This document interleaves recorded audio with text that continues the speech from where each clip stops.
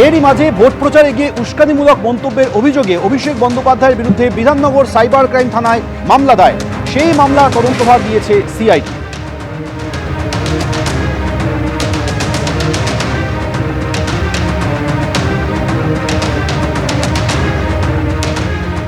সময়ই দক্ষিণবঙ্গে ঢুকতে পারে বর্ষা। আগামী কয়েকদিনের মধ্যেই দক্ষিণবঙ্গে বর্ষা প্রবেশ হতে পারে বলে আবহাওয়া দপ্তর সূত্রে জানানো হচ্ছে। কথা বলবো ঝিলম করঞ্জই আমাদের সঙ্গে রয়েছেন। ঝিলম, একদমই আবহাওয়া দপ্তর সূত্রে জানা যাচ্ছে যে আগামী 2-1 দিনের মধ্যেই বর্ষা দক্ষিণবঙ্গে প্রবেশ করতে চলেছে এবং যেটা জানা যাচ্ছে যে ইতিমধ্যে 9 তারিখ উত্তরবঙ্গে বর্ষার প্রবেশ হয়ে গিয়েছে এবং সেখানে যে বৃষ্টি হচ্ছে সেটা বর্ষার বৃষ্টি।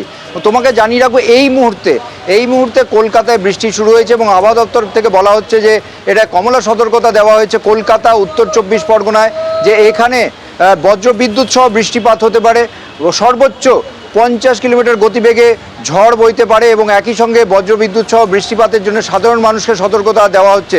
শুধু কলকাতা এবং উত্তর 24 পরগনা নয়, হুগলি, বাঁকুড়া, বীরভূম, পশ্চিম মেদিনীপুর, পূর্ব মেদিনীপুর, 2 বর্ধমান এবং অন্যান্য যে দক্ষিণবঙ্গের জেলা সেখানেও সতর্কতা দেওয়া হচ্ছে। এই কয়েক ঘন্টার মধ্যেই প্রবল যে মাঝারি মাপের বা প্রবল বৃষ্টিপাত হতে পারে। এই মুহূর্তে যেটা লাল সতর্কতা দেওয়া হচ্ছে সেটা হচ্ছে যে পশ্চিম মেদিনীপুর, ঝাড়গ্রাম, বাঁকুড়া সেখানে লাল সতর্কতা দেওয়া হচ্ছে। সেখানে একদিকে প্রবল বৃষ্টিপাত হতে পারে, বজ্রবিদ্যুৎ সহ বৃষ্টিপাত হতে পারে এবং সর্বোচ্চ 60 কিলোমিটার গতিবেগে হাওয়া দিতে পারে। ফলে সাধারণ মানুষকে বাইরে থাকতে না বলা হচ্ছে এবং তারা যেন বাড়ির ভেতরে থাকে তেমনই পরামর্শ দেওয়া হচ্ছে আবহাওয়া দপ্তরের তরফ থেকে। ধন্যবাদ।